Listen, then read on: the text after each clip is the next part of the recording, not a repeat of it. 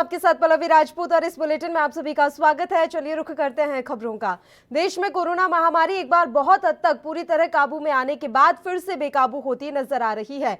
बुधवार को देश में 35,000 से ज्यादा नए केस सामने आए तो गुरुवार को 40,000। ये आंकड़े डराने वाले हैं। सरकारों के हाथ पांव फूले हुए हैं। कहीं नाइट कर्फ्यू लगाया जा रहा है तो कहीं नई तरह की पाबंदियां।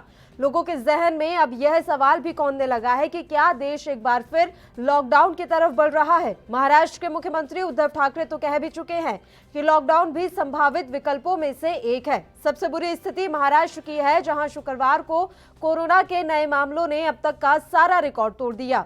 सूबे में 25,833 नए केस दर्ज किए गए हैं, जबकि देश में रोजाना करीब 1 लाख नए केस आ रहे थे। तब भी महाराष्ट्र में एक दिन में इतने ज्यादा केस नहीं आए थे। सूबे में कोरोना विस्फोट से सख्ते में आई राज्य सरकार ने 31 मार्च तक कई तरह की पाबंदियां लगा दी हैं। सभी ड्रामा थिएटर, ऑडिटोरियम अब 50% तक क्षमता के साथ ही खुल सकेंगे। मल्टीप्लेक्स, रेस्टोरेंट और होटल को भी सिर्फ 50% क्षमता के साथ ही खोलना होगा। बिना मास्क के एंट्री नहीं मिलेगी। प्राइवेट ऑफिस भी 50% मैन पावर के साथ काम करेंगे। मध्य प्रदेश के भोपाल, इंदौर और जबलपुर में 21 मार्च रविवार को टोटल लॉकडाउन रहेगा। 31 मार्च तक इन 3 शहरों में स्कूल, कॉलेज भी बंद रहेंगे। राज्य में गुरुवार को कोरोना के 1,140 नए केस सामने आए थे।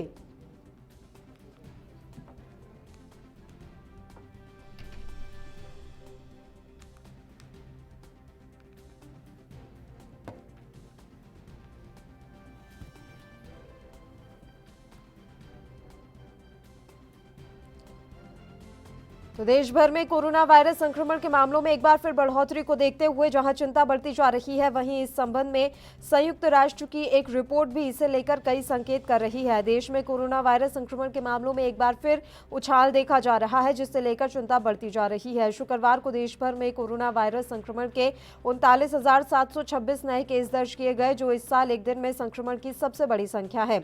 यह लगातार 9वां दिन रहा जब कोरोना वायरस संक्रमण के मामलों में बढ़ोतरी दर्ज की गई। इसके साथ ही संक्रमण के रोजाना आंकड़े नवंबर 2020 के आंकड़ों तक पहुंच गए हैं, जब 29 नवंबर को 24 घंटे के भीतर संक्रमण के 41,810 नए केस दर्ज किए गए थे।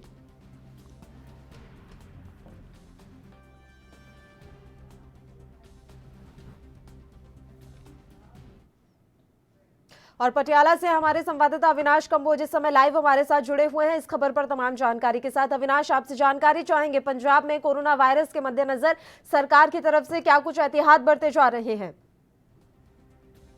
कहीं ना कहीं कोरोना वायरस के जो केस हैं वो दिन प्रतिदिन बढ़ते जा रहे हैं, जिसको लेकर प्रशासन ने भी जो सख्ताई करनी शुरू कर दी है। अगर करें बात पुलिस की, तो पुलिस द्वारा नाकाबंदी कर चौकसी बढ़ा दी गई है। आते जाते लोगों को अवेयर किया जा रहा है और चालान भी काटे जा रहे हैं। कल भी जो कोरोना के पॉजिटिव रिपोर्ट आई है केसों की, 271 डिस्ट्रिक्ट पटियाला के आए और 168 जो है पटियाला शहर के।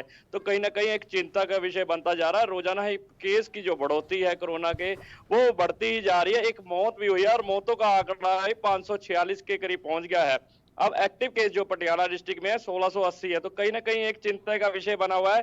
पॉजिटिव केसों की जो झड़ी है वो डिस्ट्रिक्ट पटियाला में लगी हुई है और आंकड़ा आसमान को छूता नजर आ रहा है, जिसको देखते हुए प्रशासन के द्वारा जो सख्ताई करनी शुरू कर दिया, लोगों को अवेयर किया जा रहा है। लेकिन लोग अनदेखा कर रहे हैं, उनके चालान भी काट रही है पुलिस और सख्ती से पालना कराने के जो नियम है लोगों को, वो आदेश भी दिए गए हैं। बिल्कुल, लगातार सख्ती यहाँ पर प्रशासन की तरफ से बढ़ती जा रही है, लेकिन ये लोगों की लापरवाही ही है जो इस समय भारी पड़ती हुई दिखाई दे रही है। कर्फ्यू और लॉकडाउन के बारे में अगर हम बात करें अविनाश, तो फिलहाल यहाँ पर क्या कुछ स्थिति है? पटियाला में क्या दुकानें खुल रही हैं? कब से कब तक का कर्फ्यू लगाया गया है? पूरी जानकारी भी आपसे चाहेंगे। जी पल्लवी, बात करें कर्फ्यू का टाइम है जो रात 9 बजे से सुबह 5 बजे तक कर दिया गया। तो कहीं ना कहीं कुछ लोग ऐसे हैं जो दुकानदार दुकानें खोल के बैठे होते हैं 9 बजे के बाद भी, तो पुलिस उनके भी चालान काट रही है। और पुलिस का कहना है कि हम हरगिज बर्दाश्त नहीं करेंगे, जो कानून की उल्लंघना करेगा उन पर हम सख्ती से कार्रवाई करेंगे। धारा 188 की भी कार्रवाई करेंगे। जो कानून के जो नियम है उसकी उल्लंघना करेगा तो सख्ती से कहीं ना कहीं लोगों को कानून के नियम की पालना कराई जाएगी। तो सख्ताई साफ तौर पर मुख्यमंत्री के शाही शहर पटियाला में देखने को मिल रही है पुलिस द्वारा, लेकिन लोग अनदेखा करते नजर आ रहे हैं। दिन में सड़कों पर विदाउट मास्क लोग सड़कों पर घूमते नजर आ रहे हैं। दिन में जरूरत है पुलिस को सख्ती करने की। जी पल्लवी, बिल्कुल, दिन में सख्ती करने की जरूरत है, लेकिन पुलिस प्रशासन कहीं ना कहीं यहाँ पर सख्ती नहीं बरत रहा है। तो ऐसा माना जाए कि अभी ऊपर से आदेश पुलिस कर्मियों को नहीं मिले हैं? जी पलवी, बिल्कुल ऊपर से आदेश अभी नहीं मिले हैं। पुलिस अगर सख्ती करती है तो पुलिस को बदनामी झेलनी पड़ती है। कहीं ना कहीं साफ तौर पे पुलिस लोगों की सुरक्षा को लेकर लोगों को जागरूक कर रही है, लेकिन जिसके बावजूद लोग अनसुनी कर रहे हैं। अगर ऊपर से आदेश आएंगे तभी दिन में सख्ती होगी। अभी दिन में सख्ती देखने को नहीं मिल रही है। शाही शहर पटियाला में बिल्कुल लोग बिना मास्क के घूमते नजर आ रहे हैं, जिसका खामियाजा जो है ना, आंकड़ा जो है बढ़ता जा रहा है। जी पलवी। वैक्सीनेशन की अगर हम बात करें तो फिलहाल पटियाला में वैक्सीनेशन का कार्य किस गति से चल रहा है अविनाश? जी, बात करें वैक्सीनेशन का कार्य जो है वो भी चल रहा है। लोगों को अपील भी की जा रही है। घर घर जाकर जो टीमें बनाई गई हैं सेहत विभाग द्वारा, वो टीकाकरण को लेकर जागरूक भी करते नजर आ रहे हैं। लेकिन कहीं ना कहीं जो हम मेन प्रॉब्लम जो आ रही है सोशल डिस्टेंसिंग की, भीड़ भाड़ इलाकों में देखने को मिल रही है। विदाउट मास्क लोग घूम रहे हैं, जिसका खामियाजा रोजाना ही जो आंकड़ा है वो बढ़ रहा है। आंकड़ा इस करके बढ़ रहा है, जो टेस्टिंग का दौर है वो तेजी के साथ हो रहा है और लोग पॉजिटिव पाए जा रहे हैं। तो कहीं ना कहीं लोगों को सचेत रहना चाहिए, जागरूक रहना चाहिए। मास्क पहनकर रहे, सोशल डिस्टेंसिंग के नियमों की पालना कर रहे, नहीं तो खामियाजा भुगतना पड़ेगा। आंकड़ा बढ़ता बढ़ता लोगों के घर तक पहुंच जाएगा। जी पलवी। बिल्कुल, सरकार, केंद्र सरकार की हम बात कर रहे हैं यहाँ पर अविनाश। केंद्र ने यह भी डिसाइड किया था कि वैक्सीनेशन का कार्य और तेज गति से हो, इसके लिए निजी अस्पतालों में भी वैक्सीन लगाई जाएगी। तो क्या पंजाब में निजी अस्पतालों में इस समय वैक्सीन लगना शुरू हो गई है या फिर अभी सरकारी अस्पतालों में ही चल रहा है कार्य? जी पलवी, कहीं ना कहीं प्रशासन के द्वारा जो प्राइवेट हॉस्पिटल हैं या डिस्पेंसरी हैं सरकारी, वहां पर वैक्सीनेशन का काम शुरू हो चुका है। लोगों को अवेयर किया जा रहा है। गली गली मोहल्ले मोहल्ले जाकर जो टीमें हैं लोगों को टीकाकरण की ओर रुख करने के कह रही है। लोग जागरूक भी हो रहे हैं। रोजाना ही वैक्सीनेशन का काम जो चल रहा है। जी पलवी। ठीक है, शुक्रिया अविनाश तमाम जानकारी देने के लिए। आप हमारे साथ जुड़े। तो देश में कोरोना महामारी की दूसरी लहर का खतरा लगातार बढ़ता जा रहा है, लेकिन लोगों की लापरवाही खत्म नहीं हो रही है। जैसा कि आप तस्वीरों में भी देख सकते हैं, ये अलग अलग तस्वीरें हम आप तक पहुंचा रहे हैं। मुंबई की ये तस्वीर है जहां पर सब्जी मार्केट में भारी भीड़ देखने को मिल रही है, जबकि मुंबई के ही हालात सबसे ज्यादा खराब हैं।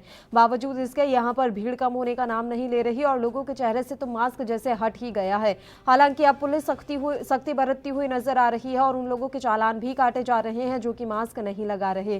तो ऐसे में उम्मीद तो जताई जा रही है कि अब पुलिस की सख्ती और प्रशासन की सख्ती के बाद लोग एक बार फिर से जागरूक हो जाएं। लेकिन अगर लोग जागरूक नहीं होते हैं तो एक बार फिर से हालात बेकाबू हो जाएंगे, जो कि वाकई में चिंताजनक है। कयास लगाए जा रहे थे कि आने वाले दिनों में यह आंकड़ा बढ़कर रोजाना 1 लाख से अधिक कोविड-19 का हो सकता था, लेकिन अक्टूबर में जिस तरीके से संक्रमण के रोजाना आंकड़ों में कमी दर्ज की जाने लगी और साल 2021 की शुरुआत तक देश भर से रोजाना कोरोना वायरस संक्रमण के आंकड़े 15,000 से भी कम हो गए थे, तो वो राहत भरी खबर थी। लेकिन एक बार फिर से अचानक मार्च में बढ़ोतरी देखी जाने लगी है और 19 मार्च को एक दिन के संक्रमण केस का आंकड़ा 40,000 के करीब पहुंच चुका है और इसे देश में कोरोना वायरस के संक्रमण की दूसरी लहर के तौर पर भी देखा जा रहा है। महाराष्ट्र, पंजाब, कर्नाटक, गुजरात और छत्तीसगढ़ जैसे कुछ राज्य हैं जहां कोरोना वायरस संक्रमण के मामलों में तेजी से उछाल देखा जा रहा है। यहां बीते कुछ दिनों में जो नए केस सामने आए हैं वे देश भर के कुल मामलों के 80% से अधिक है। ऐसे में इन राज्यों को लेकर चिंता अधिक है, तो यहां दूसरे राज्यों में पलायन करने वालों को लेकर भी विशेष चौकसी बरतने की आवश्यकता है ताकि संक्रमण अन्य राज्यों में भी तेजी से न फैले। कोरोना वायरस संक्रमण के अलग अलग कई वेरिएंट्स भी सामने आए हैं जो अपेक्षाकृत अधिक संक्रामक बताए जा रहे हैं। इन सबके बीच संयुक्त राष्ट्र के एक अनुमान ने इसे लेकर एक अन्य सवाल पैदा किया है कि क्या कोरोना वायरस सीजनल हो सकता है। दरअसल संयुक्त राष्ट्र के मेट्रोलॉजिकल ऑर्गेनाइजेशन की 16 सदस्यीय टीम ने एक रिपोर्ट तैयार की है जिसमें कहा गया है कि कोरोना वायरस संक्रमण के सीजनल यानी मौसमी होने को लेकर बात की गई है। इसमें कहा गया है कि दुनिया भर में कोरोना वायरस संक्रमण के पहले साल में देखा गया है जिन जगहों पर गर्मी अधिक है वहां पर केस बढ़े हैं और अब तक इसके साक्ष्य नहीं है कि अगर गर्मी लौटती है तो आने वाले वर्षों में फिर ऐसा नहीं हो सकता। रिपोर्ट में हालांकि ये भी कहा गया है कि अभी पूरी तरह से स्पष्ट नहीं है कि मौसम का कोई महत्वपूर्ण या निर्णायक प्रभाव संक्रमण की दर पर पड़ता है या नहीं। इसके मुताबिक प्रयोगशालाओं में जो तथ्य सामने आया है उसके मुताबिक कोरोना वायरस संक्रमण ठंड शुष्क वातावरण के साथ साथ उस वातावरण में भी लंबे समय तक रह सकता है जिसमें अल्ट्रावायलेट रेडिएशन कम होता है। कोरोना वायरस संक्रमण से निजात पाने में मास्क, सोशल डिस्टेंसिंग और यात्रा प्रतिबंधों को कारगर करार देते हुए रिपोर्ट में यह भी कहा गया है कि इन सब में किसी तरह की कोताही नहीं की जानी चाहिए।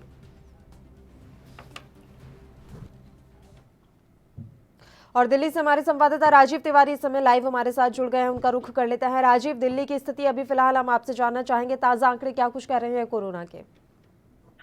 देखिए, बिल्कुल बताया जिस तरीके से लगातार जो इस पूरे देश के अंदर स्थिति बिगड़ रही है, तो दिल्ली के अंदर भी कहीं न कहीं स्थिति बिगड़ती नज़र आ रही है। क्योंकि जिस तरीके से लगातार 24 घंटे के अंदर 500 से ऊपर के आंकड़े आ रहे हैं, तो सही बिल्कुल सही कहा आपने कि जिस तरीके से दिल्ली के अंदर भी इस आंकड़े बिगड़ते नज़र आ रहे हैं और कहीं न कहीं स्थिति को सँभालने के लिए अब दिल्ली सरकार कड़े कदम उठाती नज़र आ रही है और कहीं न कहीं जो पहले क्या कह सकते हैं मास्क नहीं लगाते थे लोग बाग जो उनके ऊपर जुर्माना किया जाता था ₹2000 का, अब दोबारा से वही प्रक्रिया अपनाई जा रही है ताकि लोग बाग जागरूक हों और सोशल डिस्टेंसिंग और मास्क का यूज़ करें। क्योंकि जिस तरीके से वैक्सीन जनता तक मिलती नज़र आ रही है और उसी को मद्देनज़र रखते हुए जनता कहीं न कहीं लापरवाह होती जा रही है और जिस तरीके से लापरवाही के साथ-साथ यही देखने को मिल रहा है, बाज़ारों के अंदर भीड़ मिल रही है बिल्कुल और मास्क नहीं लगा रहे हैं लोग बाग, तो उससे साफ ज़ाहिर है कि स्थिति बिगड़ सकती है। मगर उसी को सँभालने के लिए दिल्ली सरकार ने अब बड़े अधिकारियों को या एसडीएम को टीम जो थी उसको ऑर्डर दे दिए गए हैं कि जो लोग अभी मास्क नहीं लगा रहे हैं या सोशल डिस्टेंसिंग का पालन नहीं कर रहे हैं, उनके ऊपर जुर्माना किया जा सकता है। मगर अब ₹2000 का जुर्माना किया जाएगा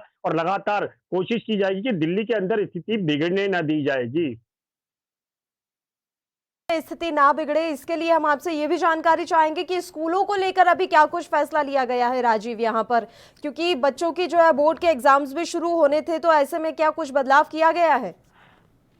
देखिए, बिल्कुल बताया जिस तरीके से बात करें दिल्ली की, तो दिल्ली के अंदर अभी हालात इतने बिगड़े नहीं है कि उनको कंट्रोल नहीं किया जा सके। मगर जी। जिस तरीके से बात करें बच्चों के स्कूलों की, क्योंकि 9वीं क्लास से ऊपर की जो क्लासें हैं, उनको खोला ज़रूर गया था। मगर अब बोर्ड एग्ज़ाम है, तो उनके लिए मद्देनज़र रखते हुए अभी दिल्ली सरकार की जो शिक्षा मंत्री हैं, मनोज सिसोदिया, उन्होंने अभी कोई भी निर्णय नहीं दिया गया है कि स्कूलों को बंद किया जाएगा। मगर हाँ, ये ज़रूर है 8वीं क्लास से जो नीचे की क्लास है, अभी उनको खोलने की परमिशन नहीं दी गई है और लगातार कोशिश ये की जा रही है कि अभी दिल्ली की स्थिति जो है उसको कंट्रोल किया जाए और इसीलिए जो लोग बाग जो अभी सोशल डिस्टेंसिंग का पालन नहीं कर रहे हैं, मास्क यूज नहीं कर रहे हैं, उनके लिए भी जुर्माना जरूर तय कर दिया गया है और देखना होगा क्या जुर्माने से कितना लोगों को अंदर फर्क पड़ेगा या जो पहले डर था ₹2000 का जुर्माना था, तो कहीं ना कहीं डर जरूर था लोगों के अंदर कि जुर्माना कटेगा, ₹2000 सीधे सीधे उनके हाथ से जाएंगे, तो इसलिए लोगों ने सोशल डिस्टेंसिंग और मास्क दोनों यूज किए थे। मगर वही प्रक्रिया अब दोबारा से अपनाई जा रही है और कोशिश करी जाएगी कि दिल्ली के अंदर हालात और ज्यादा बिगड़े नहीं और जो 500 से ऊपर के आंकड़े जाने स्टार्ट हुए हैं उसको कंट्रोल किया जा सके और नीचे के आंकड़े ही रहे। जी।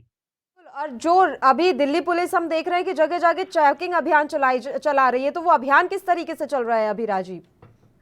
देखिए, बिल्कुल जिस तरीके से बात करें एसडीएम की टीम की या दिल्ली पुलिस को जो ऑर्डर दिए गए हैं कि आप जुर्माना कर सकते हैं जो लोग ऐसा मास्क नहीं लगा रहे हैं, सोशल डिस्टेंसिंग का पालन नहीं कर रहे हैं। मगर जिस तरीके से ये अभी कल ही ये निर्णय लिया गया है कि आप ₹2000 का जुर्माना करेंगे। मगर जिस तरीके से बात करें रविवार को और शनिवार को सबसे ज्यादा भीड़ मिलती है और यानी कि लोग बागों की सरकारी छुट्टियां होती हैं, यहाँ तक कि कुछ हद तक प्राइवेट छुट्टियां भी होती हैं, तो कहीं ना कहीं लोग बाग घूमने निकलते हैं या फिर बाजारों के अंदर जो भीड़ देखने को मिलती है उससे कहीं ना कहीं लोगों को बिल्कुल खतरा है और कहीं ना कहीं बचना चाहिए। मगर जिस तरीके से बात करें रविवार की, तो रविवार को खास तौर पर साप्ताहिक बाजार भी लगते हैं और कहीं ना कहीं उनके अंदर भीड़ सबसे ज्यादा देखने को मिलती है, चाहे वो सदर बाजार का मार्केट हो या फिर करोल बाग की मार्केट हो या फिर लाजपत नगर की मार्केट हो। इन मार्केटों के अंदर कहीं ना कहीं अब अधिकारियों को सख्ती से पालन करना होगा और देखना होगा कि सोशल डिस्टेंसिंग रहे या फिर मास्क भी बहुत जरूरी है। क्योंकि जिस तरीके से सोशल डिस्टेंसिंग और मास्क ना तो दुकानदार अपना अप्लाई करते हैं और ना ही जनता से यानी अपने कस्टमर से कहते हैं। मगर आप कहीं ना कहीं दोनों तरफ देखना होगा कि कितनी भीड़ उमड़ रही है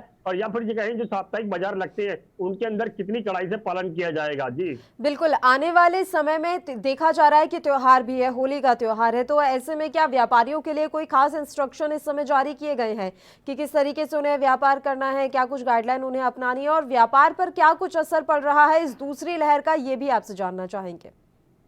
देखिए, बिल्कुल बताया, सही कहा आपने। यहाँ पर एक चीज समझनी होगी कि जिस तरीके से होली का फेस्टिवल आ रहा है तो सदर बाजार मार्केट एक वर्ल्ड की ऐसी मार्केट है जो सबसे ज्यादा होली का सामान यानी कि पिचकारी हो गई या गुलाल हो गया या रंग हो गया सबसे ज्यादा यहाँ से बिकता है और यहाँ से ही सप्लाई होता है। मगर जिस तरीके से दिल्ली पुलिस की बात करें तो दिल्ली पुलिस की तरफ से सख्ती जरूर है, मगर इतनी भी सख्ती नहीं है कि बाजारों के अंदर सोशल डिस्टेंसिंग दिखे या फिर कहें दुकानदार जो पहले गाइडलाइन का पालन करते थे यानी कि एक दुकान छोड़कर दूसरी दुकान खोली जाती थी, मगर अब सभी मार्केट पूरी दुकानें खुली हुई हैं। यहाँ तक कि अब अधिकारियों को भी ऑर्डर दिए गए हैं कि आप बाजारों के अंदर मॉनिटराइज करेंगे। मगर जो मार्केट के जो प्रधान है उनसे बात करने की कोशिश करी तो उन्होंने भी यही कह दिया कि हम कोशिश कर रहे हैं, जनता को जागरूक करने की कोशिश कर रहे हैं, हम सोशल डिस्टेंसिंग के लिए बोलते हैं। मगर जब हालात कुछ और नजर आते हैं क्योंकि लोग बाग मास्क नहीं लगा रहे हैं, सोशल डिस्टेंसिंग का पालन नहीं कर रहे हैं, तो उससे कहीं ना कहीं स्थिति के अंदर कहीं ना कहीं डर भी लगता है और कहीं ना कहीं स्थिति बिगड़ती भी है। मगर हम भी जनता से यही अपील करेंगे, अभी मास्क लगाना बहुत जरूरी है, सोशल डिस्टेंसिंग भी बहुत जरूरी है और सैनिटाइजर बार बार यानी कि हाथों को धोने की जो प्रक्रिया है वो भी जरूरी है, क्योंकि अभी वैक्सीन का जो टीकाकरण है वो 45 साल से ऊपर के लोगों के लिए है। जो 45 साल से नीचे के लोगों के लिए है, अभी वैक्सीन का टीकाकरण जो है उनके लिए भी थोड़ा सा समय लगेगा। मगर दिल्ली सरकार कोशिश जरूर कर रही है, मगर अभी स्थिति को कंट्रोल करने के लिए दिल्ली सरकार के पास या फिर बड़े अधिकारियों के पास अभी समय है। समय रहते अगर कंट्रोल कर लिया गया तो कहीं ना कहीं दिल्ली की स्थिति नहीं बिगड़ेगी, अगर अगर कंट्रोल नहीं किया गया तो कहीं ना कहीं दिल्ली की स्थिति दोबारा से बिगड़ सकती है। जी बिल्कुल, वैक्सीनेशन का कार्य किस गति से चल रहा है इस समय दिल्ली में, और क्या निजी अस्पतालों में भी वैक्सीन लगवाना शुरू कर दिया गया है? राजीव, देखिए, यहाँ पर वैक्सीनेशन के टीकाकरण की बात करें तो बिल्कुल निजी अस्पतालों में और प्राइवेट अस्पतालों में दोनों में ही टीकाकरण किया जा रहा है। और यहाँ तक कि दिल्ली सरकार की एक और पहल की गई है, यहाँ पे जिन लोगों के पास इंटरनेट नहीं है या एंड्रॉइड मोबाइल नहीं है, जो रजिस्ट्रेशन नहीं कर पाते थे, उनके इलाके तक एक कैंप लगाए गए हैं एसडीएम की टीम के द्वारा। और वो वहां पर जाके हर इलाके के अंदर, चाहे वो नवीकरण जैसा इलाका हो या फिर सदर बाजार जैसा इलाका हो या फिर कहीं छोटे इलाके हो या जहांगीरपुरी हो, वहां पर भी हर तरीके से कैंप लगाए जा रहे हैं। उनका घर घर जाकर उनसे कहा जा रहा है कि आप 60 साल के हैं या फिर 45 साल के तो आके आप यहाँ पे रजिस्ट्रेशन कराइए। अगर किसी को सुविधा नहीं है, यानी कि इंटरनेट की सुविधा नहीं है या फिर कहें एंड्रॉइड मोबाइल की सुविधा नहीं है, तो उनके लिए लैपटॉप दिए गए हैं और वो लैपटॉप के द्वारा ही रजिस्ट्रेशन करेंगे। मगर जिनको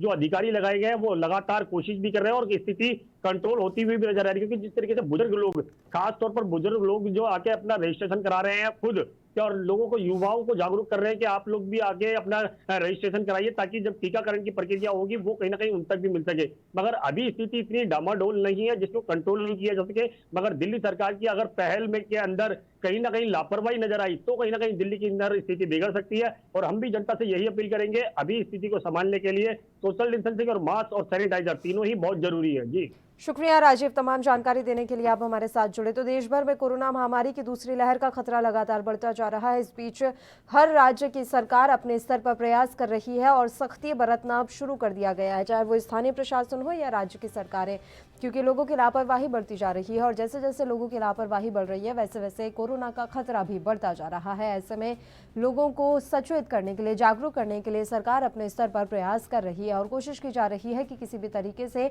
हालात दोबारा से ऐसे खराब ना हो जाएं कि पूर्ण लॉकडाउन की स्थिति पैदा हो जाए।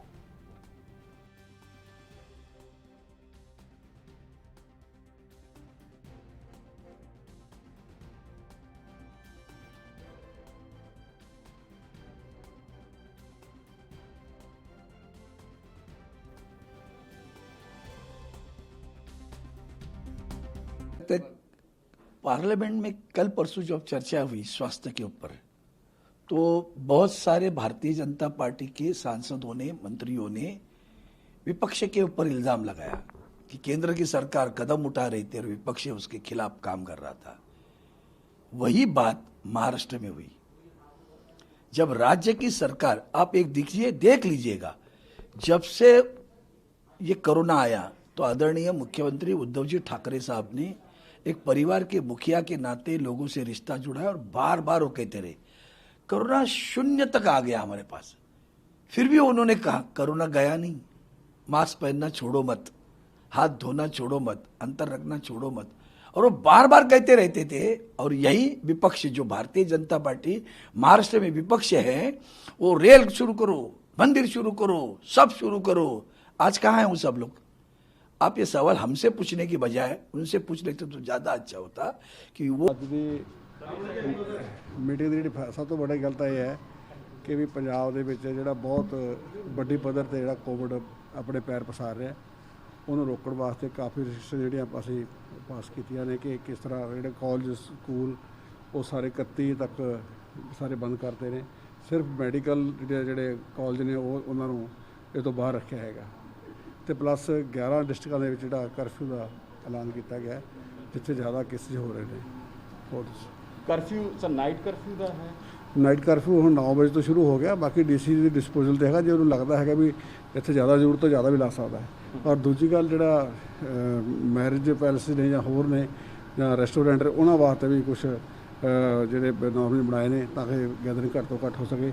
ਖਾਸ ਕਰਕੇ ਜਿਹੜੀਆਂ ਸਾਡੀ ਕਾਂਗਰਸ ਪਾਰਟੀ ਨੇ ਖਾਸ ਕਰਕੇ 2 ਹਫ਼ਤੇ ਲਈ ਆਪਣੇ ਸਾਰੇ ਜਿਹੜੇ ਪ੍ਰੋਗਰਾਮ ਆ ਉਹ ਰੱਦ ਕਰਦੇ ਨੇ। ਸਰ ਕੋਈ ਵੀਕਲੀ ਲੋਕਡਾਊਨ ਦੀ ਗੱਲ ਲੈ ਕੇ ਵੀ ਕਿਸ ਤਰੀਕੇ ਵੀਕਲੀ ਨਹੀਂ, ਕੋਈ ਲੋਕਡਾਊਨ ਦੀ ਗੱਲ ਨਹੀਂ ਹੋਈ, ਲੋਕਡਾਊਨ ਵਾਲੀ ਹਲੇ ਨੌਬਤ ਨਹੀਂ ਆਈ, ਲੇਕਿਨ ਇਹ ਕਿ ਵੀ ਉਦੋਂ ਪਹਿਲਾਂ ਅਸੀਂ ਜਿਹੜੇ ਆਪਣੇ ਇੱਦਾਂ ਪ੍ਰੀਕਾਸ਼ਨ ਲੈ ਲਈਆਂ ਨੇ ਕਿ ਸਾਨੂੰ ਇਹ ਜ਼ਰੂਰਤ ਨਾ ਪਵੇ। ਸਰ ਰੈਲੀਆਂ ਜਿਹੜੀਆਂ ਹੋ ਰਹੀਆਂ ਨੇ ਕੱਲ ਫੈਸਲਾ ਨਹੀਂ ਅਸੀਂ ਦੇਖੋ ਉਹ ਇੱਕ ਸੈਪਰੇਟ ਇਸ਼ੂ ਹੈ, ਪਰ ਅਸੀਂ ਆਪਣੇ ਬੰਦ ਕਰਤੀ ਹੈਗੀ। ਸਾਡੇ ਪ੍ਰਧਾਨ ਸਾਹਿਬ ਨੂੰ ਸੀਐਮ ਸਾਹਿਬ ਨੇ ਸਿੱਖਿਆ ਕਿ ਵੀ ਤੁਸੀਂ ਕੋਈ भी पोलिटिकल एक्टिविटी अगले मुंबई से हमारे संवाददाता मुरारी सिंह इस समय लाइव जुड़ गए हैं, उनका रुख कर लेते हैं। मुरारी, आपसे जानकारी चाहेंगे मुंबई में फिलहाल कोरोना को लेकर क्या कुछ स्थिति, अपडेट क्या कुछ?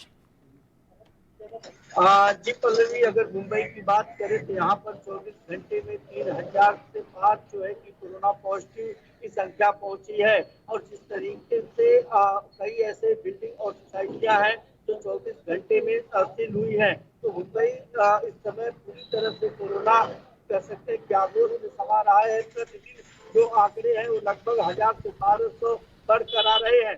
अगर मुंबई से सटे थाने और पालघर की बात करें तो वहाँ की स्थिति काफी खराब हो चुकी है। कई जगह पर नाइट कर्फ्यू लगाए गए हैं, तो दिन में पुलिस और बीएमसी द्वारा लगातार कार्रवाई की जा रही है ताकि किसी तरह स्थिति नियंत्रण में की जाए, लेकिन कहीं से कोई राहत नहीं मिल रही है। जी पल्लवी, बिल्कुल राहत मिलती हुई यहाँ पर नजर नहीं आ रही है। ऐसे में आपसे ये भी जानकारी चाहेंगे मुरारी कि स्कूलों को लेकर, बच्चों की परीक्षाओं को लेकर यानी शिक्षा को लेकर क्या कुछ फैसले इस समय सरकार की तरफ से लिए गए हैं? देखिए पल्लवी, शिक्षा मंत्री वर्षा गायकवाड़ ने पहले ही कह दिया है कि जब तक कोविड की परिस्थिति सही नहीं होती है और हालात सुधार नहीं आते हैं तब तक स्कूल और कॉलेज नहीं खोले जाएंगे। हालांकि जो एग्जाम थे उसे लेकर के उद्धव ठाकरे सरकार ने कहे थे कि सप्ताह भर के अंदर कोई निर्णय लिए जाएंगे। अगर हालात सही हुए तो अब हालात तो कहीं से सुधरता हुआ दिखाई नहीं दे रहा है, क्योंकि महाराष्ट्र में 24 घंटे में 25,000 से ज्यादा कोरोना पॉजिटिव केस पाया गया है। जबकि नागपुर, पुणे और मुंबई की बात करें तो यहाँ पर जो है कि स्थिति लगातार खराब हो रही है। चाहे कोविड पॉजिटिव की बात करें या फिर कोरोना संक्रमण के चलते लोगों की तो मौत हो रही है। ऐसे में महाराष्ट्र सरकार या शिक्षा मंत्री जो है कि एजुकेशन को लेकर के काफी सतर्क है। जी, क्या महाराष्ट्र में पूर्ण लॉकडाउन की स्थिति वापस लौट सकती है, ऐसे संकेत मिल रहे हैं मुरारी? ये कहना गलत नहीं होगा, क्योंकि 25,000 का आंकड़ा 24 घंटे में महाराष्ट्र में और 3,000 का आंकड़ा अगर मुंबई में है, और ये आंकड़े 2-4 दिन में अगर कम नहीं हुए तो जिस तरीके से महापौर किशोरी पेडनेकर ने साफ कर दिया है कि लॉकडाउन के सिवाय कोई पर्याय नहीं है, क्योंकि इतनी चेतावनी के बाद, इतनी स्थिति खराब होने के बाद भी लापरवाही में कोई कमी नहीं देखी जा रही है। रेलवे स्टेशन हो, भाजी मार्केट हो या फिर स्लम के इलाके हो, हर जगह पर हजारों सैकड़ों की संख्या में भीड़ इकट्ठा होती है। न तो सोशल डिस्टेंसिंग का पालन हो रहा है, न तो सैनिटाइज, न तो मास्क। कहें टीका अभियान जिस तरीके से चल रहा है और जिस तरीके से महापौर ने कहा टीकाकरण ही इसका इलाज नहीं है, सावधानी बरतना होगा जब तक पूरी तरह से टीका अभियान सफल नहीं होता है। पल्लवी, बिल्कुल मुरारी, जानकारी ये भी मिल रही है कि थिएटर, मल्टीप्लेक्स, इन सब के लिए नई गाइडलाइन जारी की गई है और अब बस 50% क्षमता के साथ ही यहाँ पर अब इन सबको चलाया जा सकेगा। रेस्टोरेंट, होटल्स के लिए भी ऐसा ही गाइडलाइन को जारी किया गया है। जी पल्लवी, जिस तरीके से हालात बिगड़ रहे थे इसके सिवा कोई ऑप्शन जो है सरकार के पास नहीं थे। होटल हो, रेस्टोरेंट हो, बार हो, पब हो या जिम खाना हो या सार्वजनिक जगह हो, ऐसे जगहों पर 50% लोगों को ही अनुमति है। कंपनी, कारखानों की बात करें, जो छोटी मोटे ऑफिस या दफ्तर है, तो वहां पर भी जो है कि ममता द्वारा कहा गया है कि 50% लोगों के जरिए ही काम कराएं और चाहिए तो इसे 2 शिफ्ट में कन्वर्ट करें। लेकिन स्थिति की अगर बात करें तो महाराष्ट्र सरकार को जो यहाँ की बस सेवा है उस पर ध्यान देना होगा, क्योंकि एक बस में लोग सीट के अलावा भी काफी लोग स्टैंडिंग सफर करते हैं। लोकल ट्रेनों की बात करें तो उसमें भी काफी भीड़ होती है। या तो लोकल ट्रेन के रूट जो है वो बढ़ाया जाए या लोकल ट्रेन की संख्या बढ़ाई जाए। ऐसे तमाम ऑप्शन है। देखना ही होगा कि आज जब महानगर पालिका के साथ दोबारा बैठक होती है तो क्या कुछ निर्णय लिया जाता है। मुरारी, तमाम जानकारी हम तक पहुंचाने के लिए। तो पाबंदियों के बीच क्या एक बार फिर लॉकडाउन लौटेगा, ये बड़ा सवाल इस समय बना हुआ है। स्थितियां बेकाबू होती जा रही हैं कोरोना को लेकर, जगह जगह नए नए केस सामने आ रहे हैं। कोरोना वायरस संक्रमण के मामलों में उछाल से एक बार फिर से सरकारों की चिंता बढ़ गई है। महाराष्ट्र में तो हर रोज दिन कोरोना अपना ही रिकॉर्ड तोड़ता हुआ दिखाई दे रहा है और राज्यों में मामले की कुल संख्या बढ़कर 24,22,021 पर पहुंच गई है। महाराष्ट्र की हम यहां बात कर रहे हैं। महामारी से 70 और मरीजों की मौत होने पर अब मृतकों की संख्या 53,208 हो गई है।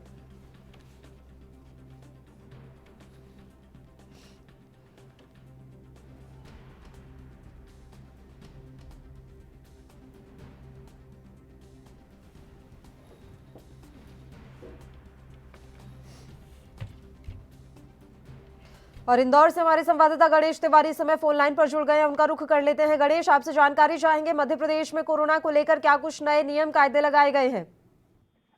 पल्लवी, मैं आपको बता दूं, जो कोरोना को लेकर अभी जो इंदौर भोपाल की बात करें तो इंदौर भोपाल जबलपुर में जहां रविवार को पूर्ण रूप से लॉकडाउन लगाया गया है, वहीं हाल फिलहाल नाइट कर्फ्यू भी इंदौर और भोपाल में लगा हुआ है, जिसका सख्ती से पालन कराया जा रहा है, क्योंकि दिन प्रतिदिन कोरोना के केसेस में इजाफा हो रहा है। और यही वजह है कि मध्य प्रदेश में कल रात की जो शाम रिपोर्ट आई है उसमें 1140 कोरोना पॉजिटिव आंकड़े पाए गए, जिसके मद्देनजर अब इंदौर, भोपाल और जबलपुर में तीनों शहरों में एक दिन का लॉकडाउन लगाया गया। वहीं पूर्ण रूप से तीनों जिलों में इंदौर, भोपाल, जबलपुर में 31 मार्च तक स्कूलों और कॉलेजों को पूर्ण रूप से बंद कर दिया गया है। जी पल्लवी, बिल्कुल, एक बार फिर से स्कूल पूरी तरीके से बंद कर दिए गए हैं। चेकिंग अभियान भी यहां पर लगातार चलाया जा रहा है। गणेश, पुलिस इस समय सख्त नजर आ रही है।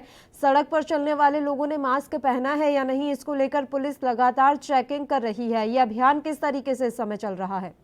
निश्चित तौर पर जिस कदर कोरोना के केस बढ़ रहे हैं उसके बाद दिन में भी पुलिस अब सख्ती बरत रही है, क्योंकि नाइट कर्फ्यू लग चुका है तो दिन में काफी ज्यादा लोग ट्रेवल कर रहे हैं, भीड़ भाड़ इकट्ठा हो रही है। इसको देखते हुए नगर निगम, स्वास्थ्य विभाग और पुलिस अमला पूरी तरह से सतर्क है और जगह जगह पर चालानी कार्रवाई कर रहा है। जो लोग बगैर मास्क के या फिर सोशल डिस्टेंसिंग के खिलाफ उल्लंघन करते दिखते हैं उनके खिलाफ सख्त कार्रवाई की जा रही है, वहीं चालानी कार्रवाई की जा रही है। साथ ही ऐसे जो शोरूम हैं तमाम जिन पर लगातार जो है कोरोना गाइडलाइन का उल्लंघन करते हुए बिना मास्क के वहां पर बैठा जा रहा है या फिर खरीदी और बिक्री की जा रही है, तो उनके खिलाफ भी चालानी कार्रवाई करते हुए उन शोरूम को भी सील किया जा रहा है। जी पल्लवी, ठीक है, शुक्रिया गणेश तमाम जानकारी हम तक पहुंचाने के लिए। और बुलेटिन में एक छोटे से ब्रेक के लिए हम यहाँ रुक रहे हैं, फौरन हाजिर होंगे।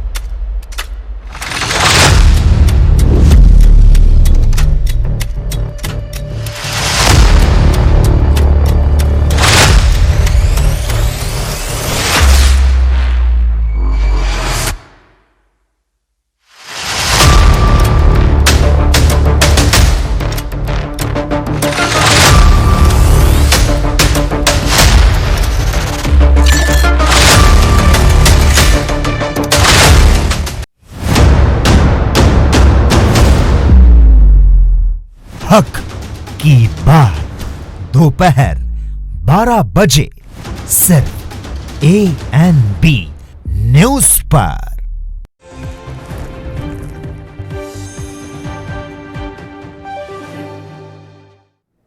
ब्रेक के बाद एक बार फिर से आप सभी का स्वागत है। बढ़ते हैं अगली खबर की ओर। पश्चिम बंगाल के विधानसभा चुनाव में टीएमसी और बीजेपी के बीच आपसी चुनावी रस्साकशी के बीच अब फिर से जुबानी मर्यादाएं टूट गई हैं। एक और जहां खेला होबे के नारे पर ही बीजेपी टीएमसी की जुबानी जंग चल रही है, वहीं दूसरी ओर ममता बनर्जी ने बंगाल की एक रैली में दुशासन, दुर्योधन और मीर जाफर जैसे नामों से विरोधी नेताओं की तुलना की है। पश्चिम बंगाल के ईस्ट मिदनापुर जिले में अपनी एक रैली के दौरान ममता बनर्जी ने बीजेपी और पीएम नरेंद्र मोदी पर जमकर जुबानी हमला बोला। ममता ने सभा में कहा, बीजेपी को विदाई देनी होगी, हम लोग बीजेपी को नहीं चाहते, हम मोदी का चेहरा ही नहीं देखना चाहते, हमें यहाँ दुर्योधन, दुशासन, मीर जाफर, दंगे और लूट नहीं चाहिए। ममता बनर्जी का यह बयान ऐसे वक्त में आया है जब पश्चिम बंगाल में चुनावी प्रचार अपने अब चरम पर है। प्रदेश में ममता बनर्जी की ओर से खेला होबे का नारा देने के बाद पीएम नरेंद्र मोदी लगातार अपनी चुनावी रैलियों में इनका पलटवार कर रहे हैं। इसकी एक बानगी गुरुवार को पुरुलिया की सभा में भी देखने को मिली, जब पीएम मोदी ने ममता के खेला होबे वाले बयान का अपने अंदाज में पलटवार किया। पश्चिम बंगाल के पुरुलिया में ममता को ललकारते हुए उन्होंने कहा कि नारे खेला होबे की खिंचाई करते हुए कहा कि दीदी बोले खेला होबे, लेकिन बीजेपी बोले विकास होबे, चाकरी होबे, शिक्षा होबे, महिला उत्थान होबे, युवा शक्ति संपन्न विकास होबे। मोदी ने कहा कि दीदी पुरुलिया की जनता से जवाब मांग रही है, अपने काम का हिसाब दीजिए। तो आपको बता दें कि पश्चिम बंगाल के मुख्यमंत्री और टीएमसी अध्यक्ष ममता बनर्जी ने बीजेपी पर जमकर निशाना साधा हुआ है। उन्होंने पूर्वी मिदनापुर की रैली में कह दिया है कि बीजेपी को अलविदा कहना होगा। हम बीजेपी को नहीं चाहते, हम तो मोदी का चेहरा ही नहीं देखना चाहते, हम दंगा, लूट, दुर्योधन, दुशासन, मीर जाफर नहीं चाहते हैं। उनके इस बयान पर आ रही प्रतिक्रियाएं भी आप सुनिए।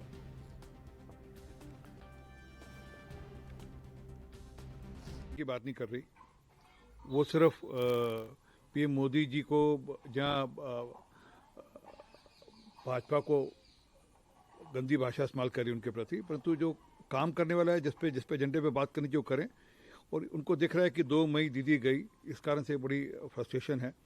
और जहाँ तक बाकी जो उन्होंने भाषा इस्तेमाल की है वो एक सभ्य भाषा नहीं है किसी भी राजनीतिक मंच के लिए।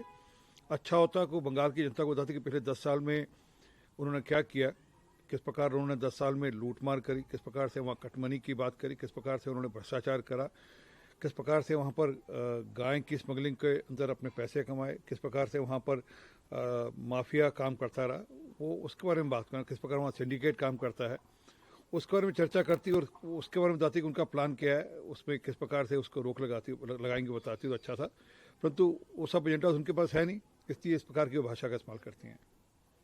देखिए, ये सिर्फ एक बात तो मैं कहना चाहूँगी कि ये ममता दीदी जी खुद भी मुख्यमंत्री हैं, संवैधानिक तौर तरीके से इलेक्ट होके आई हैं, ओथ लेके आई हैं संविधान के ऊपर, और वो भली भांति जानती है कि हमारे देश के फेडरल स्ट्रक्चर के अंदर प्रधानमंत्री जी का कद क्या होता है। वो भी डेमोक्रेटिकली कॉन्स्टिट्यूशनली इलेक्टेड प्रधानमंत्री हैं देश के, और जो दुनिया की सबसे बड़ी लार्जेस्ट डेमोक्रेसी है उसके। तो मैं कहना चाहूँगी कि ममता दीदी इस चीज़ की इज्जत ना करते हुए क्या क्या बोल जाती हैं ये सबके सामने है। लेकिन एक चीज़ मैं और कहना चाहूँगी, इससे उनकी बौखलाहट और घबराहट बिल्कुल सामने आ जाती है। ये सिर्फ उनकी बौखलाहट दर्शाता है। ध्यान दीजिएगा कि जब ममता दीदी ये भी कहती हैं कि बीजेपी हमें नहीं चाहिए, बीजेपी बाहर हो जाएगी, और फिर वो गाली गलौज पे उतर आती हैं, उल्टे सीधे नेम कॉलिंग पे उतर आती हैं, तो मुझे अच्छी तरीके से याद है कि दीदी इस बारे में क्या कहीं 3% वोट शेयर पे थे, फिर हम 10% वोट शेयर पे गए 2011 से 2016 के विधानसभा चुनाव में। 2019 के लोकसभा के चुनाव के दौरान दीदी ने क्या क्या बयान दिए आदरणीय प्रधानमंत्री नरेंद्र मोदी जी के लिए। ये मैं थप्पड़ दे दूंगी, थप्पड़ मारूंगी मैं मोदी के, मतलब आप ये कह रही हैं कि आप देश के प्रधानमंत्री को नहीं मानती जो तरीके से इलेक्ट हुए प्राइम मिनिस्टर। ये नहले पे दहला वाला काम वहाँ पे हो रहा है। एक तरफ आप टीएमसी को देखें और एक तरफ भाजपा वालों को देखें, उनकी तो परंपरा ही रही है, कभी वो रामायण को बीच में लाते हैं, कभी महाभारत को लाते हैं, कभी मुगलों को लेकर आते हैं, तो जैसे को तैसा वाला खेल वहाँ पर हो रहा है। लेकिन मैं कहूँगी कि बंगाल अब एक नई बहार देखना चाहता है, और निश्चित तौर से कांग्रेस गठबंधन भी, जो लेफ्ट का गठबंधन है, वो भी मजबूती से, और मुझे पूर्ण विश्वास है कि बंगाल में जो होगा वो अच्छे के लिए होगा, बेहतरी के लिए होगा। भाजपा तो निश्चित तौर से उनकी बेहतरी के लिए बंगाल में रिजल्ट नहीं आने वाला। इलेक्शन बिल्कुल इट्स एट इट्स पीक, तो इस वक्त सब कुछ माफ है।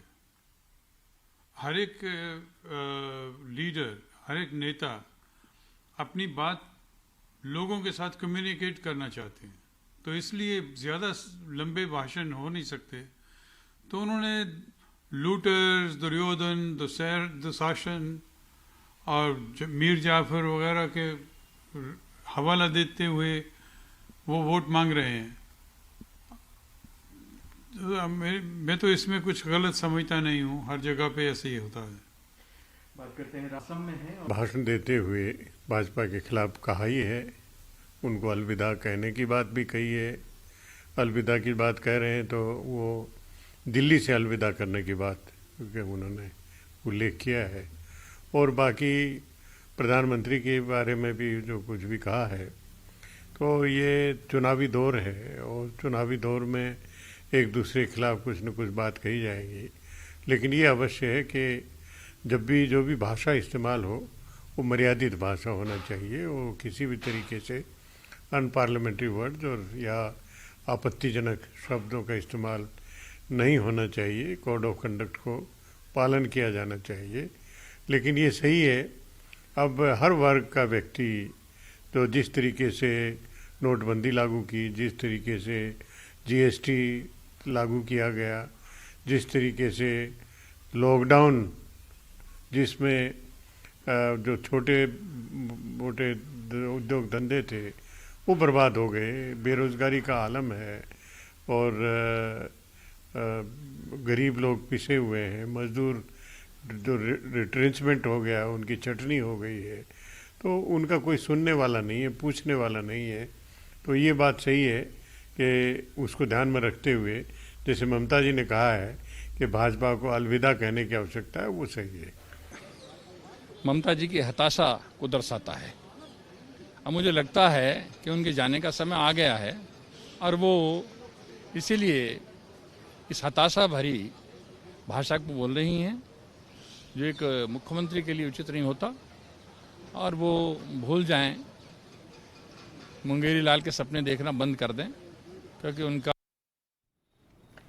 तो आपको बता दें कि पश्चिम बंगाल में चुनावी प्रचार अपने चरम पर है। इस बीच पहले तो ऐसा कहा जा रहा था कि पश्चिम बंगाल में भारतीय जनता पार्टी काफी मजबूती के साथ खड़ी हुई है, लेकिन चुनाव की तारीखें जैसे जैसे करीब आती जा रही हैं, बीजेपी आला कमान की मुश्किलें बढ़ती जा रही हैं। टिकट डिस्ट्रीब्यूशन को लेकर स्थानीय कार्यकर्ता लगातार विरोध जाहिर कर रहे हैं। बीजेपी ने गुरुवार को अपनी एक और लिस्ट जारी की। कार्यकर्ताओं का कहना है कि पार्टी ने जमीनी कार्यकर्ताओं के साथ भेदभाव और अनदेखी की है। इसको लेकर मालदा, जलपाईगुड़ी, मुर्शिदाबाद, उत्तर 24 परगना सहित कई जगहों पर हिंसक विरोध प्रदर्शन जैसे हालात हैं। तो ऐसा माना जा रहा है कि भाजपा के अंदर अब सब कुछ ठीक नहीं है। भाजपा की टिकट पर चुनाव लड़ने से इनकार कर चुकी शिखा मित्रा कहती हैं कि बीजेपी ने अपना दिमाग खो दिया है। ऐसा लग रहा है कि बीजेपी के पास पर्याप्त उम्मीदवार नहीं है। वहीं उन्होंने साफ कहा है कि वह टीएमसी के साथ है। साहा ने साफ कर दिया कि वो टीएमसी के साथ है, उसी के साथ रहेंगे। इधर बीजेपी के national youth leader Saurabh Sikdar ने कार्यकर्ताओं की अनदेखी का आरोप लगाते हुए गुरुवार को इस्तीफा दे दिया।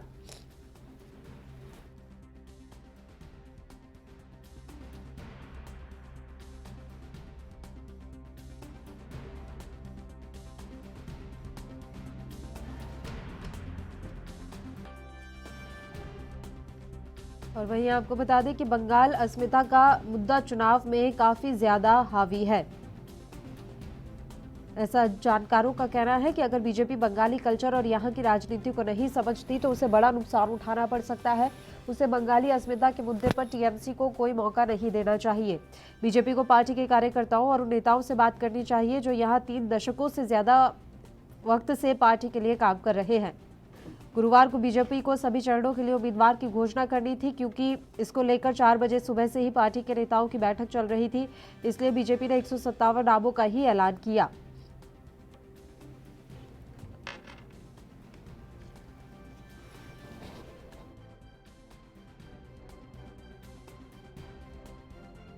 होता हुआ दिखाई दे रहा है। जैसे जैसे चुनाव की तारीखें करीब आ रही है, वैसे वैसे भाजपा का हिंदुत्व कार्ड भी कमजोर पड़ता जा रहा है।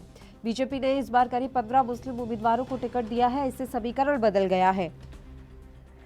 एक महीना पहले जिस ध्रुवीकरण की बात हो रही थी, उस पर अब ज्यादा चर्चा नहीं हो रही।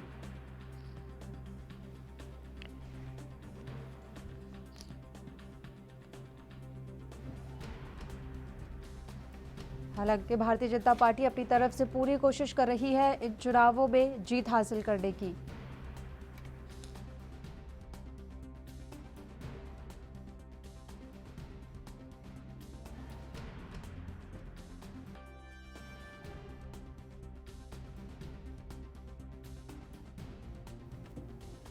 तो पश्चिम बंगाल में 27 मार्च को होने वाले विधानसभा चुनाव के पहले चरण में खड़े 191 उम्मीदवारों में 47 प्रत्याशियों ने हलफनामों में अपने खिलाफ आपराधिक मामले दर्ज होने की जानकारी दी है।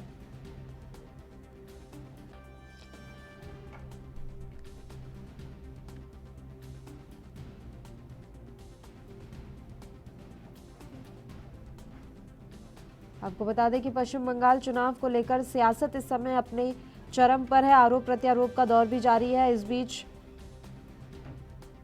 सीएम ममता बनर्जी का एक बयान काफी वायरल हो रहा है। बंगाल में जबरदस्त तरीके से बीजेपी पर बरसती हुई ममता बनर्जी ने कहा है कि वो मोदी का चेहरा तक नहीं देखना चाहती और ना ही बंगाल देखना चाहता है। पश्चिम बंगाल के विधानसभा चुनाव में टीएमसी और बीजेपी के बीच आपसी चुनावी रस्साकशी के बीच अब फिर से जुबानी मर्यादाएं टूटती हुई नजर आ रही हैं।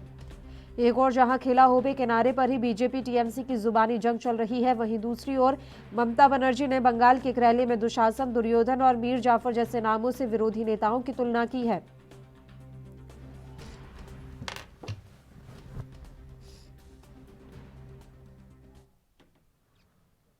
पॉलिटिकल एक्सपर्ट योगेश जी इस समय हमारे साथ लाइव जुड़ गए हैं, सीधा उन्हीं का रुख कर लेते हैं। पश्चिम बंगाल के इस समय चुनावी समीकरण किस तरीके से बदल रहे हैं, इस पर चर्चा कर लेते हैं। योगेश जी, ऐसा माना जा रहा है कि एक हफ्ते पहले तक जिस तरीके से हिंदुत्व का कार्ड बीजेपी खेल रही थी और उसका फायदा भी उसे मिलता हुआ नजर आ रहा था, लेकिन अब ये मसला धीरे धीरे कमजोर पड़ता हुआ दिखाई दे रहा है, यानी कि हिंदुत्व कार्ड का अब जादू नजर नहीं आ रहा। देखिए, मैं ना जो बंगाल की राजनीति या बंगाल के बारे में काफी कुछ जानता हूँ जी, क्योंकि मुझे वहां पे मेरी रिश्तेदारियां काफी हैं। वहां अगर आप राजनीतिक कार्ड खेलेंगे और जो इन्होंने खेला वो जय श्री राम किया है इन्होंने जी, वहां पे जय श्री राम इतना इफेक्टिव नहीं है। वहां अगर आपको करना होगा तो दुर्गा माँ की पूजा करते हैं वो लोग, और वो कार्ड इसीलिए फेल हुआ है कि ममता जी ने जय दुर्गा का जो है वो कार्ड खेल दिया है। और मुझे ऐसा लगता है कि राजनीतिक तौर पे ये चीजें अच्छी नहीं है। लोगों को आप कब तक मूर्ख समझते रहेंगे कि राम के नाम पे, हनुमान के नाम पे और चंडी के नाम पे और दुर्गा के नाम पे आप वोट ले लेंगे? कब तक ले लेंगे? अंततः आपको एक जगह पहुंचना होगा जहां से आप लोगों को डिलीवर करें लोगों को, और वो लोग आप कितना ही बेवकूफ समझे, वो समझदार हैं, वो जानते हैं कि उनको क्या चाहिए। राम उनके अपने हैं, दुर्गा उनकी अपनी है, हनुमान जी उनके अपने हैं, भगवान कृष्ण उनके अपने हैं। वो किसी पार्टी के नहीं है। कोई पार्टी अगर उसको अपना बता के और मैदान में उतरती है तो वो एक दो बार चल सकता है, बस वो चल गया। अब कब तक चलाएंगे इसको? बिल्कुल सर, अभी जितने ओपिनियन पोल भी सामने आ रहे हैं, हालांकि इनकी पुष्टि एएनबी न्यूज नहीं करता है, लेकिन इन ओपिनियन पोल्स के हिसाब से भारतीय जनता पार्टी राज्य में दूसरे नंबर की पार्टी रहेगी, यानी कि जीत जो है वो अल्टीमेटली टीएमसी की ही होनी है। ओपिनियन पोल्स में ऐसा बताया गया है। क्या आप भी ऐसी ही स्थिति मान रहे हैं फिलहाल? मैं इसको ना थोड़ा सा और एक्सपेंड करता हूँ जी। जो ओपिनियन पोल आते हैं वो बीजेपी का एक अपना स्टाइल है, और जो ये ओपिनियन पोल लेके आते हैं वो कोई भी रूलिंग पार्टी हो उससे प्रभावित रहते हैं जी, और उसके पक्ष में थोड़ा थोड़ा जो भी माहौल बनाना चाहते हैं बनाएंगे वो। और वो क्या है बीजेपी का स्टाइल? वो चुनाव में प्रचार करती है कि 2/3 से पार। जैसे मैं हरियाणा का उदाहरण दे सकता हूं, मैं गुजरात का उदाहरण दे सकता हूं, मैं बिहार का उदाहरण दे सकता हूं, और अब बंगाल में भी 200 पार का नारा लगाया था इन्होंने। ये एक माहौल तैयार करने के लिए लगाते हैं ये लोग, और इसी के बेसिस पे जो भी ओपिनियन पोल बनाते हैं, ओपिनियन पोल बहुत छोटा होता है, मैं उसको एग्री नहीं करता हूं। अगर वो किसी का गलत भी निकलता है तो कोई बात नहीं जी। हरियाणा का ओपिनियन पोल हुआ था, बिल्कुल गलत था वो, और हमने एक लोकल चैनल के साथ बैठ के सीट 1:1 हमने की थी, और वो एग्जैक्टली सेम आया था, बिल्कुल वही जो हमने कहा। ठीक है, तो ओपिनियन पोल बीजेपी का क्या स्टाइल है कि पहले, अभी जैसे ये बोल रहे हैं, अभी जो भी चैनल जो भी ये डिसाइड कर रहे हैं कि ओपिनियन पोल में वो 80 के आसपास दिखाते हैं जी। थोड़ा सा, जैसे 8 चरण में इन्होंने चुनाव किया है, 80 से थोड़ा सा फिर बढ़ा देंगे जी, ये 85 हो गई है जी, 90 हो गई है जी, 100 हो गई है जी, ये तो 150 ही पार हो रही है जी, 200 के पास पार पहुंच जाएंगे। ये धीरे धीरे ऐसा माहौल तैयार करते हैं मंच पे भी और मंच के बाहर भी। लेकिन मुझे बंगाल का जहां तक अभी तक खबरें हैं मेरे पास, वो ये होने जाने वाला नहीं है। ये 80 जो इन्होंने बताया है, ये इससे नीचे ही जाएगा, बीजेपी का ऊपर नहीं जाएगा। सर, ये वाली बात तो पहले ही मानी जा रही थी कि देखिए ममता बनर्जी के गढ़ में आप सेंधमारी कर सकते हैं, लेकिन उन्हें उखाड़ फेंकना इतना आसान नहीं होगा मोदी शाह के लिए। लोकसभा चुनाव में उन्हें अच्छा वहां पर मैंडेट मिल गया, या यूं कह लीजिए कि उनकी उम्मीदें बढ़ गई, उन्हें लगा कि ठीक है अब यहाँ पर हम विधानसभा चुनाव भी लड़ लेते हैं। तो अभी आप क्या देख रहे हैं कि उनकी उम्मीदें कितनी पूरी हो पाएंगी? आप पार्लियामेंट का अगर जिक्र करते हैं तो उसका भी जिक्र कर देता हूं मैं जी। ओपिनियन पोल में अगर आप देखें पुलवामा में से पहले बीजेपी कहां स्टैंड करती थी, ओपिनियन पोल की बात कर रहा हूं मैं, बिल्कुल बिल्कुल जो सर। इनके अपने लोग थे, ठीक है, ये कहीं स्टैंड नहीं कर रहे थे, ये हारने जा रहे थे। जी। पुलवामा हुआ, देश भर में माहौल बदला, बंगाल में भी बदला जी। वो मोदी जी का जादू भी नहीं मानता मैं उसको, वो पुलवामा का जादू है वो, और मोदी जी ने उसको कैसे बुनाया है वो उनका स्टाइल है।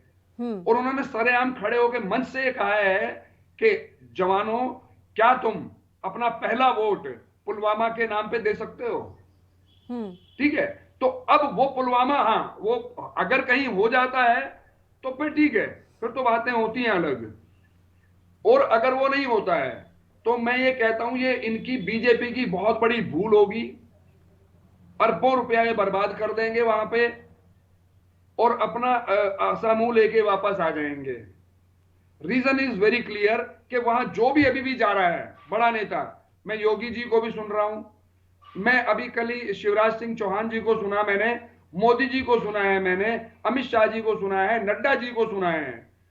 ये लोग पता नहीं कहां राजनीतिक बातें करते हैं मंच के ऊपर भी, और अपने स्टाइल को, इनका कोई स्टाइल अगर कोई चोरी कर लेता है तो इन्हें परेशानी होती है। जैसे मैं बोलता हूं, ममता जी को चोट लगी, सर्वविदित है, कोई किसी से छिपी नहीं हुई है। उस चोट को उन्होंने भुनाया, भुनाने में उन्होंने कहा, उन्होंने अपना इनके स्टाइल से थोड़ा सा हटके किया कि क्योंकि सिक्योरिटी तो मेरे पास थी ही नहीं, सिक्योरिटी तो आज के दिन इलेक्शन कमिश्नर के पास है, तो इलेक्शन कमीशन जवाब दे। और मैं इल्जाम लगाती हूं बीजेपी के लोगों ने मेरे साथ धक्का मुक्की की। अब इन्होंने एकदम बिना कुछ बात किए जवाब दे दिया कि जी कुछ नहीं हुआ, ये तो बकवास है, झूठ है, लेकिन चोट लगी थी, ये सच है। मैं ये मान भी लूं कि ममता जी ने खुद अपने आप चोट लगवाई और प्लास्टर बांध लिया जी, एग्रीड, लेकिन उसका उनको फायदा मिल रहा है। अब इसके बिल्कुल उलट में बात कर देता हूं, पार्लियामेंट 2014 से पहले नरेंद्र मोदी जी जाते हैं गुजरात, बंगाल में, सॉरी बिहार में, पटना के आजाद मैदान में, और वहां बम फटते हैं, और ये मतलब ये फैलाया जाता है कि जी ये तो मोदी जी को अटैक करने के लिए या जनता को अटैक करने के लिए किया गया था। जब आप कोई गेम खेलते हो और आपके गेम को कोई दूसरा खेलने लग जाता, आपको परेशानी होती है। जेपी नड्डा के साथ भी तो ऐसा ही हुआ था सर, जब वो बंगाल पहुंचे थे तो जेपी नड्डा की गाड़ी पर भी तो हमला किया गया, तब भी तो यही सारा सीन हुआ था। मैं ये भी मान सकता हूं कि इन तृणमूल ने फेंके हो, क्योंकि आप एक बात समझिए, बंगाल की राजनीति कभी शांति प्रिय नहीं रही। बिल्कुल, वहां हमेशा ही पथराव, ये पेट्रोल बम, ये पत्थरबाजी, ये पुराना है उनका स्टाइल। वो भी उनका भी, जिसको मैं ये मान के चलता हूं कि वो लोकतंत्र नहीं है, ना उनका लोकतंत्र में विश्वास है, अगर ऐसी हरकतें करते हैं जो कि वो करते हैं। और ये इतिहास आज का नहीं है, ये चीजें कम्युनिस्ट भी करते थे। कम्युनिस्ट जब क्या ममता जी को उन्होंने पीटा तक नहीं है, तृणमूल के लोगों को पीटा तक नहीं है, कांग्रेस और कम्युनिस्टों के बीच में क्या झगड़े होते नहीं थे। तो ये सारा का सारा वहां का बंगाल का जो मेरा जो मानना है, ये जो आम आदमी बेवकूफी करता है, जो लोकतंत्र की हत्या करता है, मेरे हिसाब से वो अभी भी कंटिन्यू है। और मैं ये मान लेता हूं कि नड्डा जी के जो अपना पूरा काफिला था, उसमें मैं मानता हूं कि किसी ना किसी बाहर वाले ने ही पत्थर मारा होगा, क्योंकि ये उनका स्टाइल है और ये करते हैं, और मुझे नहीं लगता है कब सुधरेंगे। बिल्कुल। तो सर, अभी जिस तरह का माहौल आप देख रहे हैं पश्चिम बंगाल में, चुनावी माहौल, कहीं ना कहीं बीजेपी सफल तो हुई है ऐसा चुनावी माहौल बनाने में जहां उसी चुनावी माहौल में ममता बनर्जी को भी लड़ना पड़े, क्योंकि ये सहानुभूति वाला ममता बनर्जी का कभी स्टाइल नहीं रहा, लेकिन अब वो भी ये सब कर रही है। कहीं ना कहीं डर तो उनके अंदर भी आ गया कि भारतीय जनता पार्टी मजबूती से अब खड़ी हुई है, और जिस तरीके से चुनावी कैंपेन यहाँ पर चलाया गया है, तो थोड़ा बहुत तो आशंका उनको भी हुई होगी। देखिए, मैं आपको एक सच्ची बात बताता हूं, ये साइंटिफिक भी प्रूव्ड है, पॉलिटिकली भी प्रूव्ड है, और वैसे भी आप कहीं भी लागू करके देखेंगे वो प्रूव्ड है। जब कभी भी कोई स्पेस खाली होगा तो उस स्पेस को लेने के लिए कोई ना कोई आ जाएगा। ये एक नेचुरल फिनोमिना है, इसमें कोई बताने की कहने की बात नहीं है। कांग्रेस ने कई साल राज किया, वहां पे एक अपोजिशन का जो स्पेस था वो खत्म होता नजर आया। उसमें कम्युनिस्टों ने अपना आगे बढ़ के काम किया, मेहनत की उन्होंने, मतलब वो घर घर तक पहुंच गए थे वो भी लोग, ठीक है। उस स्पेस को कम्युनिस्टों ने ऐसा घेरा कि वो 34 साल तक 35 साल तक राज किया उन्होंने। अब उसके बाद कम्युनिस्टों से भी लोग वो परेशान हो गए थे, तो वो स्पेस फिर जो है ममता जी ने लिया। वो उस स्पेस में अभी क्या होता है, जब जब कभी अपोजिशन बिल्कुल जीरो हो जाती है, जो कि मोदी जी भी बोलते हैं कि भाई कांग्रेस का सफाया कर दो या कांग्रेस मुक्त भारत करो, मैं मान लेता हूं कांग्रेस मुक्त भारत हो जाएगा, तो कांग्रेस की बजाय तृणमूल कांग्रेस आ जाएगी। तृणमूल कांग्रेस की बजाय कोई और XYZ नाम बदल सकता है, लेकिन ऐसा नहीं हो सकता कि अपोजिशन खत्म हो जाएगी। और अपोजिशन खत्म भी हो जाएगी तो एक समय फिर आएगा कि आपसे लोग नाराज होंगे और आपका स्पेस लेने के लिए वो आ जाएंगे ऑटोमेटिकली। तो ये एक साइकिल है, इस साइकिल में कांग्रेस को और कम्युनिस्ट को बीजेपी ने पीछे छोड़ दिया, इसमें कोई दो राय नहीं है, क्योंकि ये एक नया एजेंडा, धार्मिक एजेंडा जो इन्होंने लोगों के बीच में डाला है, वो किसी और ने डाला नहीं था आज तक। तो उस एजेंडे पे लोग इकट्ठे हो रहे हैं, उनको वोट करेंगे, ठीक है, इसमें क्या बुराई है। सर, कांग्रेस कम्युनिस्ट की आप यहाँ बात कर रहे हैं, इन दोनों को अभी आप देख कहाँ रहे हैं, क्योंकि उन्होंने भी गठबंधन किया है और हम जिस तरीके से तस्वीरें देख रहे हैं ज्यादा एक्टिव भी नहीं है। क्या ये लोग मान चुके हैं कि हमारा इतना जनाधार नहीं है, तो इतना पैसा खर्च करके या अपनी मेहनत खर्च करके क्या फायदा? नहीं नहीं नहीं, ये इनका गेम प्लान है। अगर लोग समझेंगे तो उनका उद्देश्य भी बीजेपी को बाहर रखना है। अब वो अपने कैंडिडेट साहब, आपको मैं चेक करके बताऊंगा, जरा कैंडिडेट्स की लिस्ट आने दो। जो भी उनके एक्चुअली क्या है, सिर्फ ये नहीं है, लोग ममता जी से भी नाराज होंगे, लोग बीजेपी से भी नाराज होंगे। तो लोग ये कांग्रेस और कम्युनिस्ट ये नहीं चाहते कि ममता से जो नाराज है वो बीजेपी में चले जाएं। 1:1 फाइट हो गई तो उनके पास और कोई चारा नहीं है ना। तो वो जो चारा थोड़ा सा जो भी ये देना चाहते हैं स्पेस, कि जो ममता से नाराज हो हमारे पास आ जाए, तो वो स्पेस वो ले रहे हैं बीजेपी से ही। उनकी भी लड़ाई बीजेपी से है। ठीक है सर, एक और मेरा सवाल है, अभी इतने बड़े बड़े नेता टीएमसी छोड़कर भारतीय जनता पार्टी में शामिल हुए, शुभेंदु अधिकारी और उनका तो परिवार हम देख रहे हैं, अब तो शिशिर अधिकारी भी वहां चले गए हैं, तो अगर भारतीय जनता पार्टी सत्ता में नहीं आती है तो इनका क्या राजनीतिक भविष्य रहा फिर? भारतीय जनता पार्टी सत्ता में नहीं आती है तो राजनीतिक भविष्य बंगाल में तो आज भी कुछ नहीं है जी। क्या फर्क पड़ता है? सुनो, बीजेपी का एक अपना स्टाइल है जहां चुनाव आएगा। एक छोटा सा राज्य का उदाहरण दे देता हूं मैं आपको। तमिलनाडु के बगल में, पूरा राज्य भी नहीं है, पड्डुचेरी, ठीक है, वहां पे क्या हुआ है, वहां पे सारे लोग तोड़ लिए गए हैं। इनके पास, अब पार्लियामेंट का चुनाव देखिए ना, शुरू में इनके पास कैंडिडेट्स तो है ही नहीं, कहीं पे भी नहीं थे, पूरे हिंदुस्तान में कहीं नहीं थे, सारे के सारे कांग्रेस से हायर किए, वो इनके नहीं है। जैसे ही माहौल बदलेगा, मैं दिखाऊंगा आपको, वो सारे के सारे कूद के वापस आ जाएंगे कांग्रेस में। ये लोग, अगर हम ईमानदारी से बात करें ना, जो भी राजनेता है आज के दिन, कुछ एक को छोड़ दीजिए, आइडियोलॉजी के लोग नहीं है, ये आदर्शवादी लोग नहीं है, ये वो समय गया। ये सिर्फ सत्ता चाहते हैं, सत्ता में अपनी भागीदारी चाहते हैं। बीजेपी उसको भुनाना अच्छे तरीके से जानती है और वो करते हैं हर जगह पे, और करेंगे, उनका अधिकार है, अगर पावर है तो वो इस्तेमाल करनी चाहिए, वो कर रहे हैं। तो ये, लेकिन एक समय ऐसा आएगा कि इन चीजों से भी जनता बनाती है इसको, सरकार को, नेता नहीं।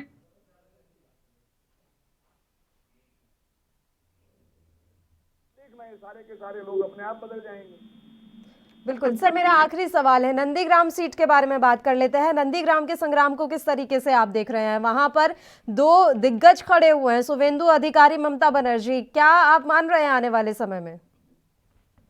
देखिए, ये मैं मानता हूं वहां पे ये अच्छा हो गया। देखिए, ये जो अब मैं फिर वहीं पे आता हूं कि आइडियोलॉजी की जो, जब ममता जी आई है ना कम्युनिस्ट को बदल के, तो कब बदला उन्होंने? जब वहां पे टाटा मोटर आ रही थी और टाटा मोटर का विरोध किया उन्होंने जी। So who was the leader तो ममता बनर्जी थी ना जी। लोगों ने एक्सेप्ट तो ममता बनर्जी को किया था ना।